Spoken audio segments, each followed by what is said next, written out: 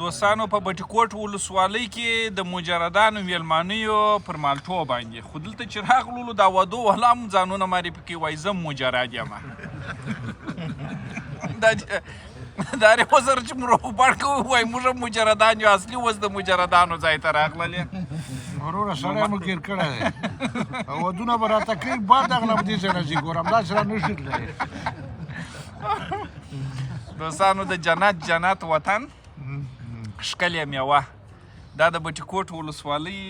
ښایسته مالټې دي وطني عشقي خوندورې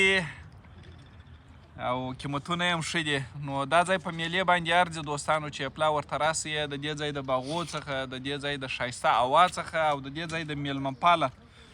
ولس څخه یو پلا لیدنه وکړئ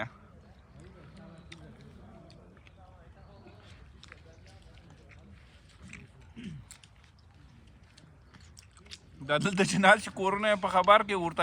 چې د کوره څخه ووځي ټوله ځان مجردان معرفي کوي